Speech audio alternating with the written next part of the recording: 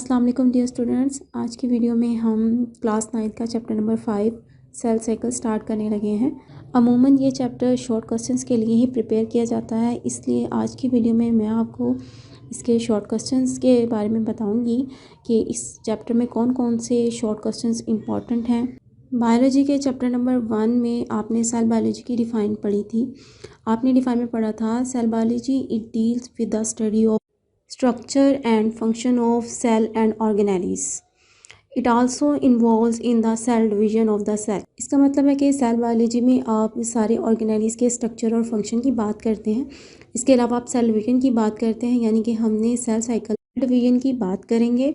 चलें video start करते हैं, लेकिन उससे पहले अगर आप मेरे चैनल पे नए हैं तो जल्दी से चैनल को लाइक, सब्सक्राइब और बेल आइकन को प्रेस कर दीजिए ताकि मेरी नई आने वाली वीडियो का नोटिफिकेशन आपको जल्द अज जल्द मिल सके। जैसा कि मैंने आपको बताया, इस चैप्टर से अमूमन पेपर में शॉर्ट क्वेश्चंस पूछे जाते हैं, इसलिए मैं आपको इस वीडियो में इस चैप्टर के इंपॉर्टेंट शॉर्ट क्वेश्चंस के बारे में बताऊंगी। मैं आपको topic wise important short questions बताऊंगी। फर्स्ट पार्ट जो इस चैप्टर का है वो सेल साइकिल पे मबनी है, तो हम सेल साइकिल में जितने भी इंपॉर्टेंट शॉर्ट क्वेश्चंस आ रहे हैं उनको डिस्कस करेंगे। क्वेश्चन नंबर 1 है define cell cycle. Cell cycle की तारीफ करें। The answer is cell cycle is the series of events from the time a cell is produced until it complete mitosis and produce new cells.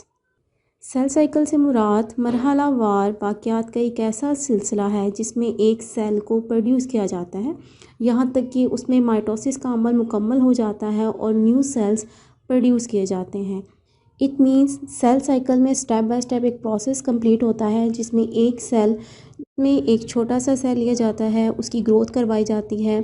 जब वो अपनी full growth attain कर लेता है तब उसकी डिवीज़न होती है और 2 डाटा सेल्स में वो डिवाइड हो जाता है। कभी आपने सोचा है आप छोटे से होते हैं, फिर आपकी ग्रोथ होती है, बड़े हो जाते हैं, फिर फर्दर आपकी आगे नस्ल चलती है। इसी तरह एक छोटा सा प्लांट होता है, उसकी कैसे ग्रोथ होती है, एक वो ट्री बन जाता है। तो ये सारा जो प्रोसेस होता है ये सेल साइकिल पे मबनी है और इसे सेल साइकिल कहते हैं। Question number 2, name 2 major phases of cell cycle and which phase is divided into 3। Cell cycle की 2 मेजर फेजेस के नाम बताएं और इन फेजेस में से कौन सी फेज़ है जो आगे फर्दर 3 और फेजेस में डिवाइड होती हैं। The answer is major phases are interphase and mitotic phase.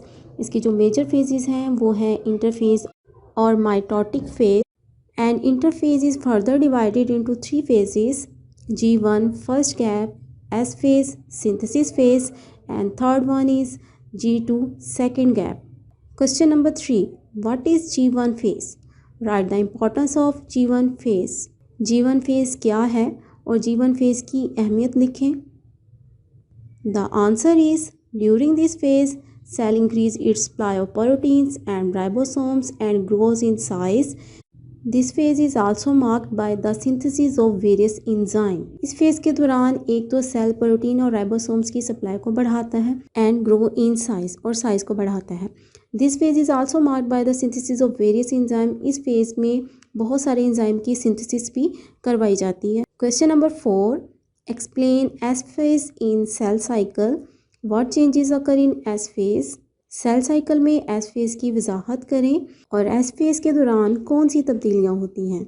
The answer is in this phase cell duplicated chromosome as the result each chromosome consist of 2 sister chromatids. इस phase के दौरान एक तो chromosome अपने cell की copies को duplicate करता है, यानी नकूल तैयार करता है, जिसके नतीजे में 2 सिस्टर क्रोमेटिड्स बनते हैं। Question number 5, what is main function during G2 phase of cell cycle. Cell cycle की G2 फेज़ का अहम काम क्या है।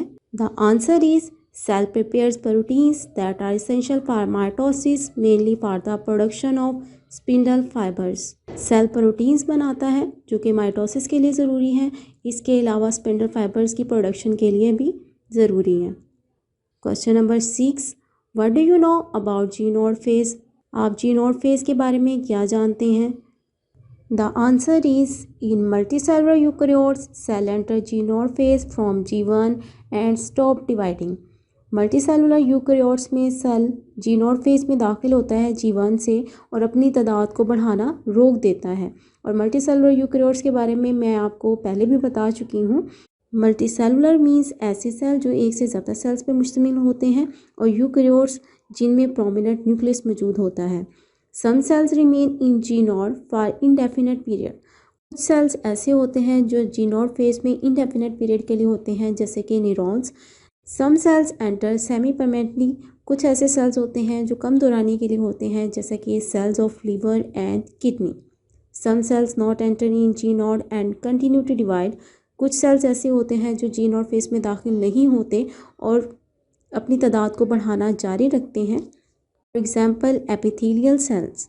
Don't forget to like and subscribe my YouTube channel and press the bell icon to receive the notification of my all videos. Thank you.